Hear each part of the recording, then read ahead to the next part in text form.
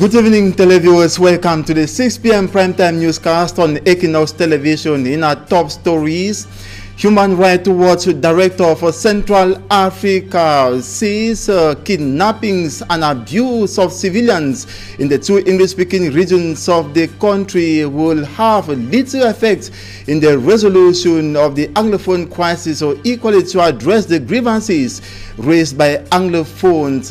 Lewis Mudge made this statement in a release July 11, 2019, noting that the situation is endemic across Anglophone Cameroon, and equally acknowledges the fact that the Anglophone grievances actually are real. And we equally be telling you how the income generation sources of the Penja Council have so far been blocked by the ongoing Anglophone crisis in the Mungu, or that is equally affecting the Mungu division of the Littoral region. And we'll equally be talking about the 2019 AFCON that is ongoing in Egypt. Simanjikan Gabriel will be presenting to you the 4 teams that have qualified for the semi-finals of the competition.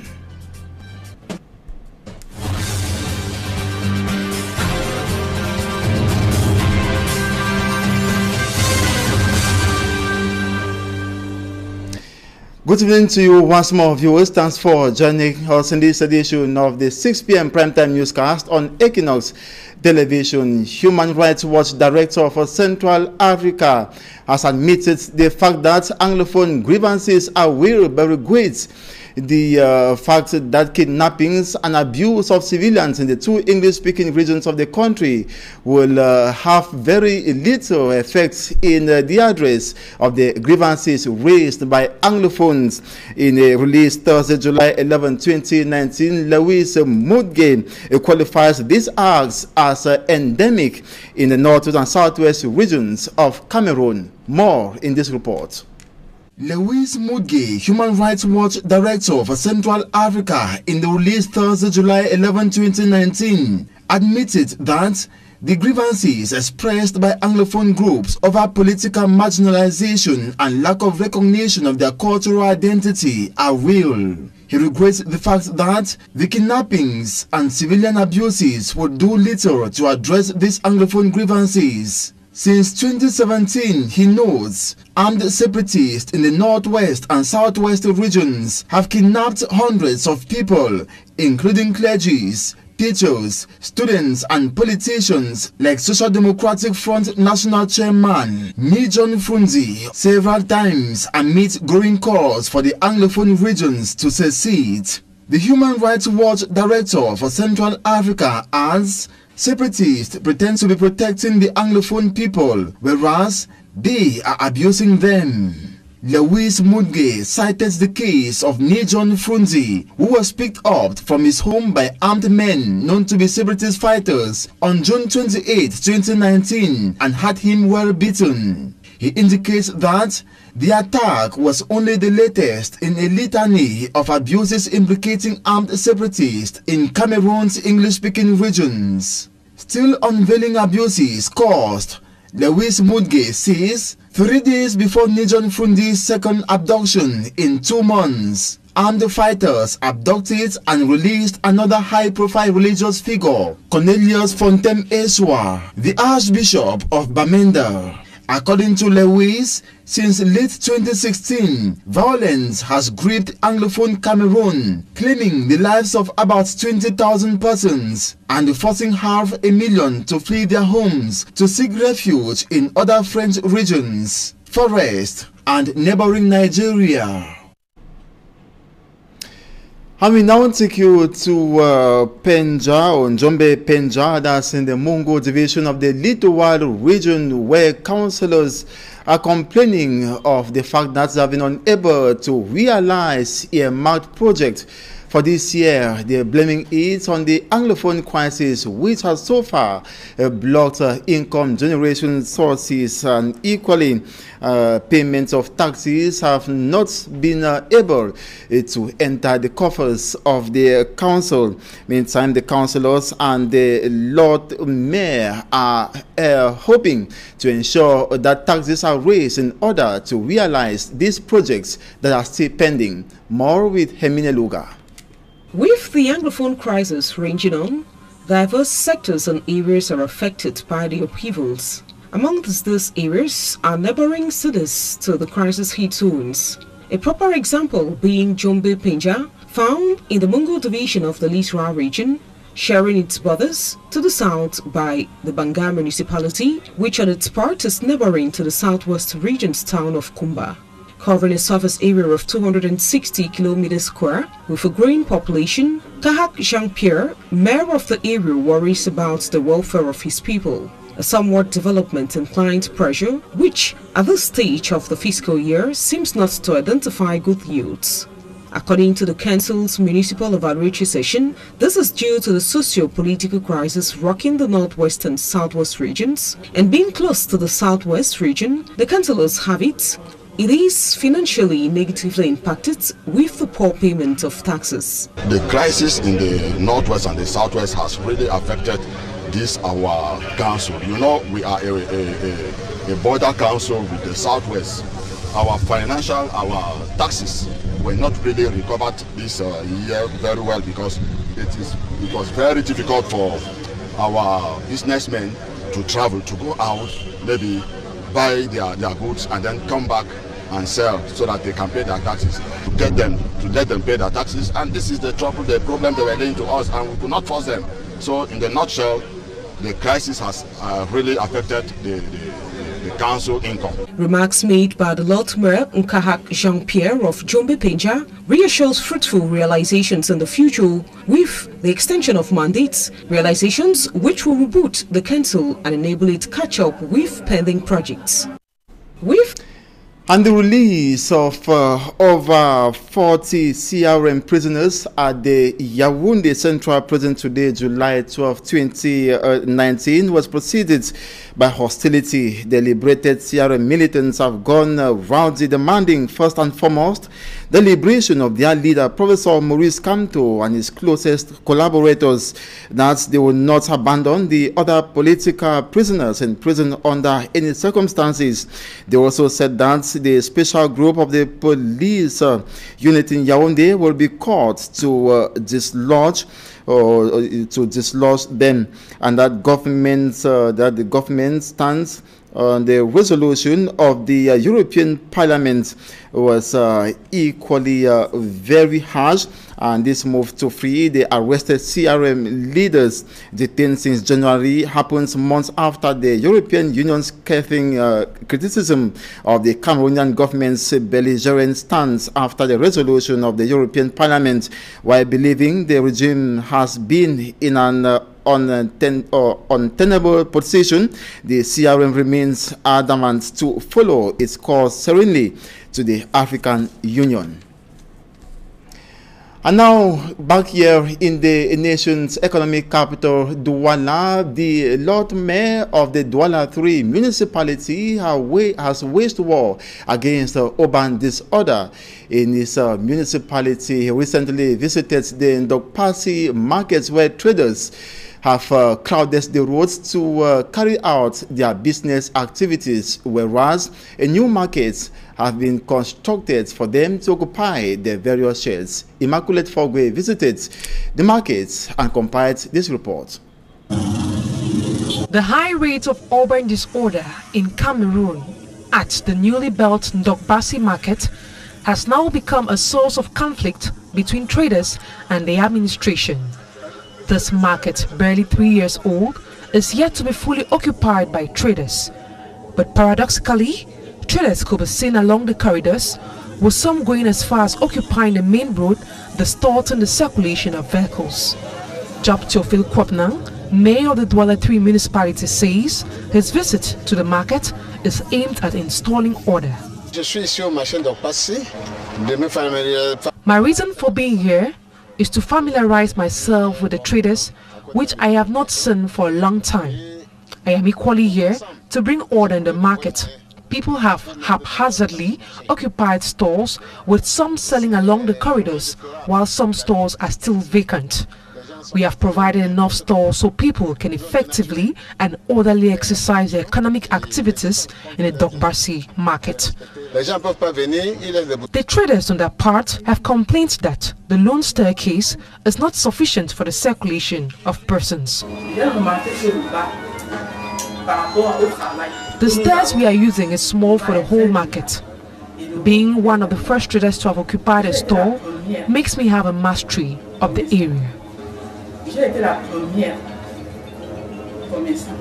The mayor has promised building another staircase, but highlighted that the lack of staircases should not be the reason for disorder in the market. As the population is growing, it is normal that we have the problem of circulation. It is not by being disordered that the problem could be tackled.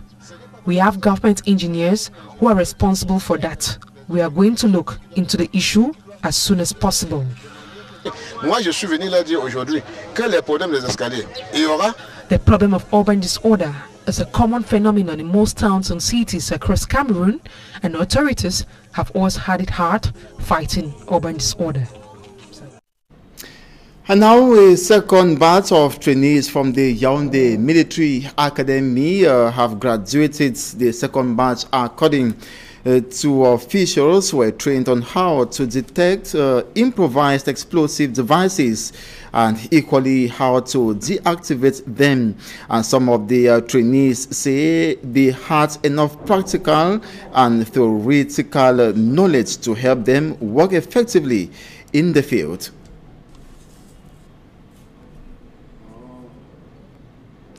And in the following excerpts, I propose to you the excerpt of the military engineering boss, Colonel Amang Laurent, who was speaking to our reporters in Yaoundé. Second training of officers from Military Academy Yaoundé. We started last year, and this second year there were many amelioration. So by this, there were 232.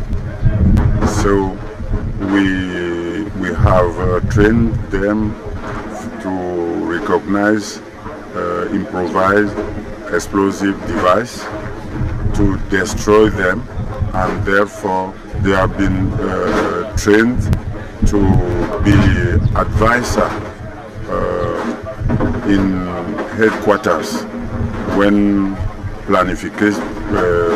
during planifications. We equally get excerpts of some trainees who have affirmed they have gotten enough practical and theoretical skills that will enable them to work effectively in the field. We were taught on how to be officers against improvised explosive devices and directors of explosive layout. So that's what our internship of during these 4 weeks was all about. Personally, I would say the internship was very enriching in the sense that we were being taught practically and theoretically. Presently, what I can do as an officer against improvised explosive device is, first of all, identifying the device. After being able to identify the device, I can sensibilize the public and train them on how to handle such devices. I also accompany those to disarm those devices in the field by teaching them on what to do. After being able to do all of that, I will be able to follow up, that is evaluating the menace and plan on how various or future menace can be carried out. And the new Secretary General to the Limbe City Council in the Fako division of the southwest region of the country has been officially installed into his functions. Mr. King Thompson Molonge takes over from Nokuri Samuel Nokpa. More with Davidson Maimo.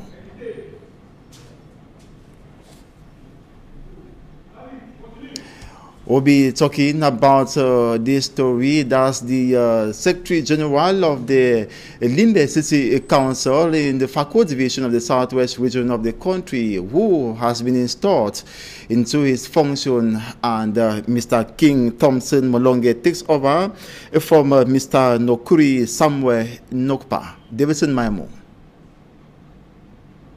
In less than a month, the Limbe City Council has had two replacements of her Secretary General. First, on Friday, May 24, 2019, a presidential order appointed Mr. Nukuri Samuel Nokpo, Divisional Officer for Ngambe Subdivision, Senegal Maritime Division in the Littoral Region, to replace Mr. Charles Aren Kongo, who has served in that capacity for 10 years.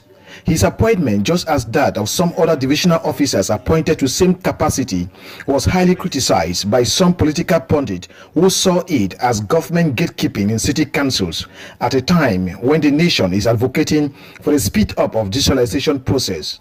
As if it was an error made, 3 weeks, 4 days later, the President of the Republic revoked the decision, appointing Mr. Kinge Thompson Molonge on the 18th of June 2019 to replace Mr. Nukuri Samuel Nokpo, sent back to continue as Divisional Officer for Ngambe Subdivision. Mr. Kinge Thompson Molonge, a senior executive officer, according to the government delegate, is equipped with the necessary academic and professional skills set to accomplish his new assignment.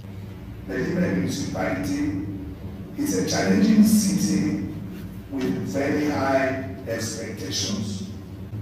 Under the supervision of the government delegate, coordinate the services of the Limbe City Council and their activities, and ensure the implementation of resolutions and deliberations of the City Council Board.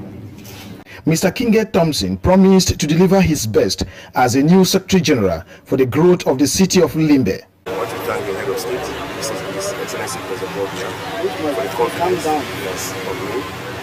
I am aware of few of the chats, and I think that 100 days of the evaluation will be the best hit. Before his appointment, he was Chief of Service in charge of Layout Development, Department of Lands, Yaoundé. Mr. Thompson is not new to Limbe, as he has worked as Divisional Delegate for Lands in Fako. Born in 1979, he is a graduate from the National Advanced School of Administration and Magistracy, Cycle B, barrister at law, holder of 2 master's certificates and other certificates and diplomas.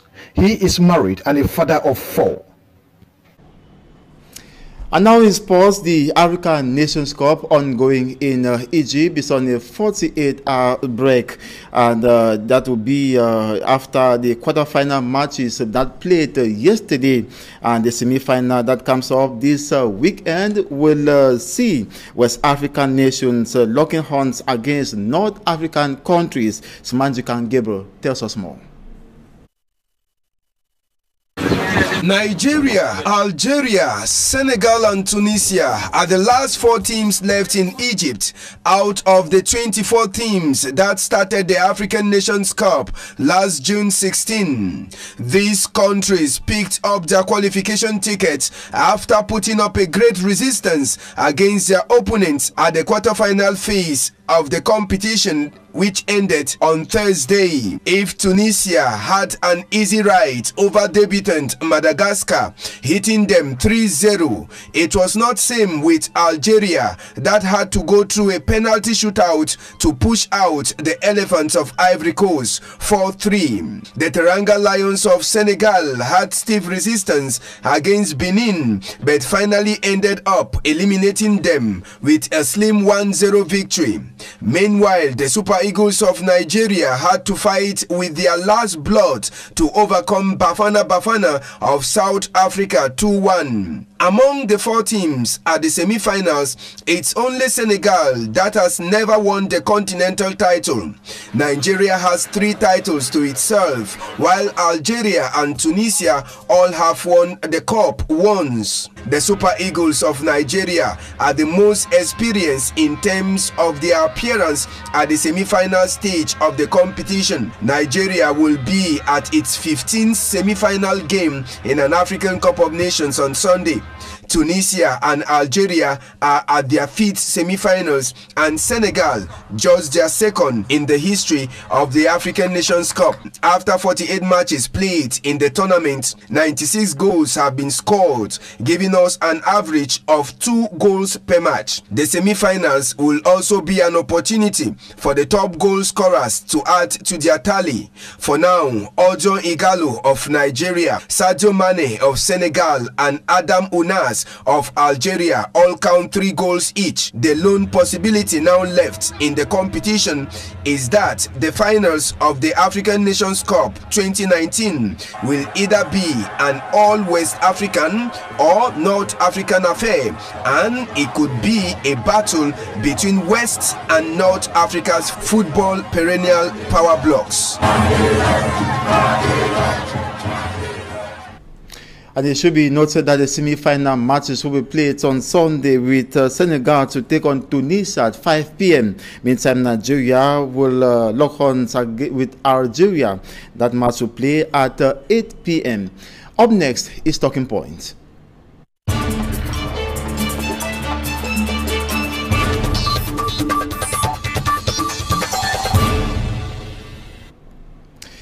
Once more, good evening to you. Thanks for joining us on to Talking Points. We are having as guest this evening Tato Kenneth. He is a writer. Good evening and welcome. Good evening, Innocent. Good evening to you and to all the televiewers of Equinox Television.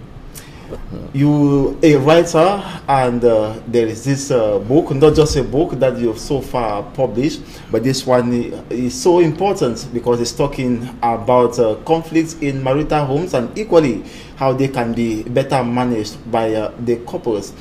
Can you just give us a brief about this book that you are about to equally launch over the weekend?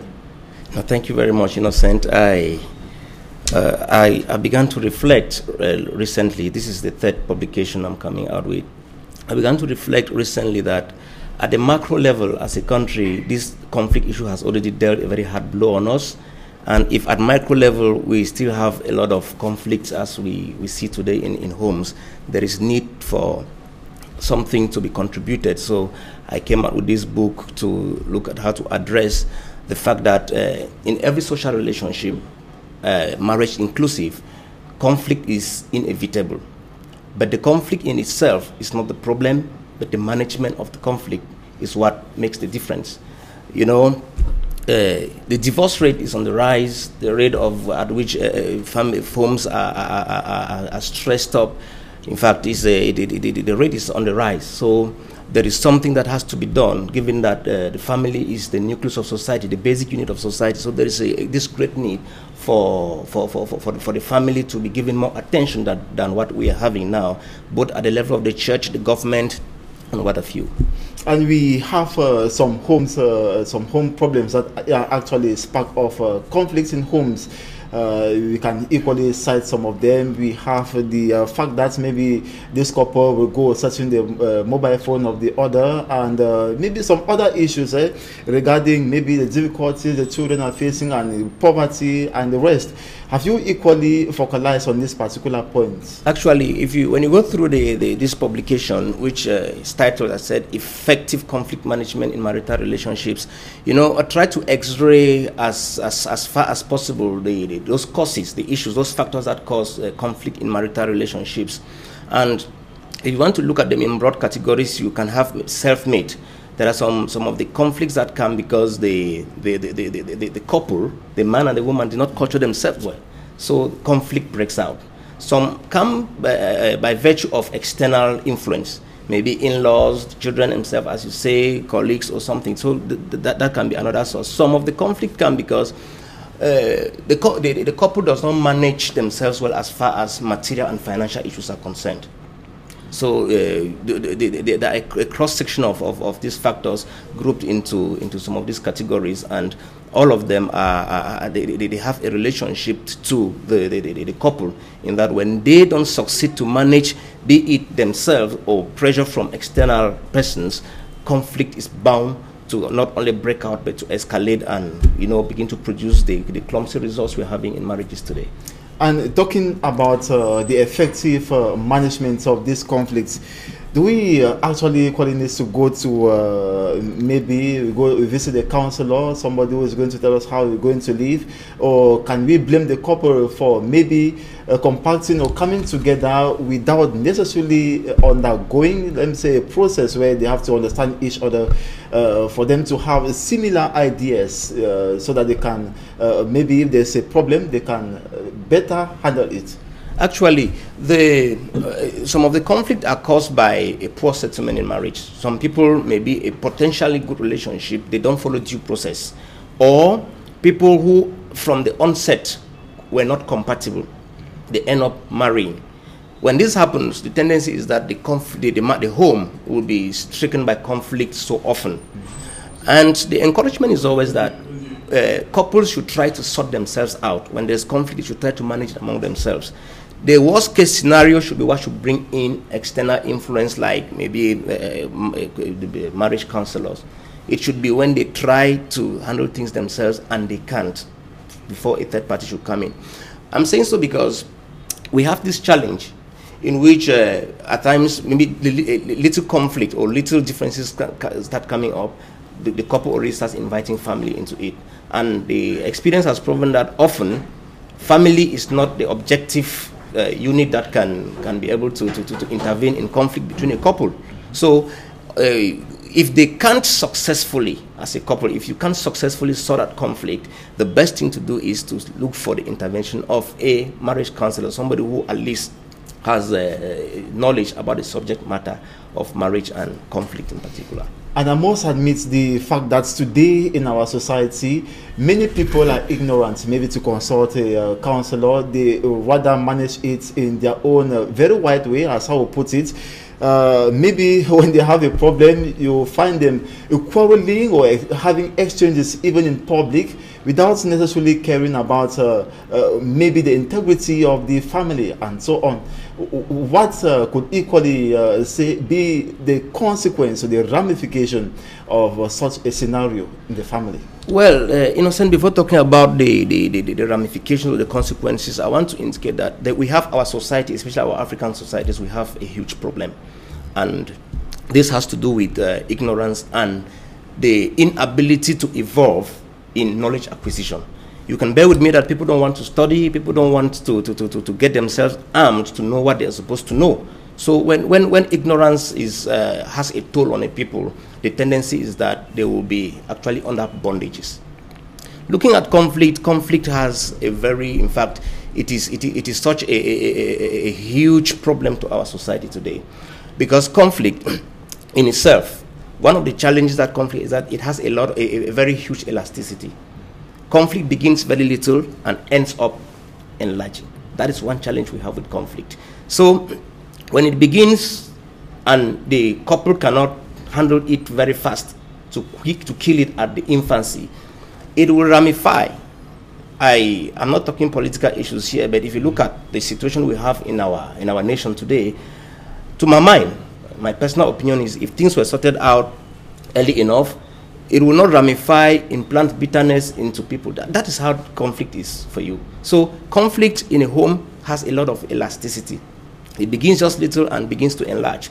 And when you look at it, when a home is stricken by conflict, the challenge that the couple go through is that it may run from health issues. There are people whose blood pressure gets on the rise because they are in a home, they're in a marriage, and they are with a person who is supposed to be their best friend, and they don't feel the affection from the person.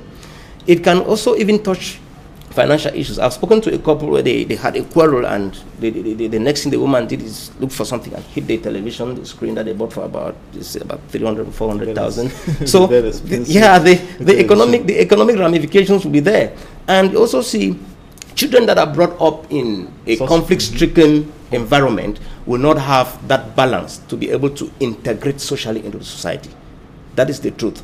You know, when a home is peaceful, at least there is a psychological contribution that it brings to the offspring of that home to make them to be able to, you know, grow and be responsible and be able to integrate well in society. Are you saying such a child who grows maybe in the conflict-stricken home will tomorrow equally, maybe equally have his own home, you know, ravished by conflicts? The chances are very high, except along the line there is an interception. You know, it ends up becoming like a cycle. It ends up becoming like a cycle. So there is need for an interception. It could be spiritual intervention or counsel for such children not to end up also with homes that are stricken with conflict. Okay, I want to thank you so much for coming. No, the pleasure is mine. I'm grateful to be here. And I recall that you are Tato Kenneth, and equally a writer. You've published several books, and this one, which is Effective Conflict Management in Marital Relationships, is equally a book that is going to be launched over the weekend. Yeah, I'll be launching the book tomorrow at Augusta Hotel in Bonaberry, 3 p.m. The official launch of the book is going to be taking place. Okay, thanks once more for coming, and equally thanks once more, viewers, for watching this edition of the 6 p.m. Primetime Newscast on Equinox Television. Do have a wonderful weekend.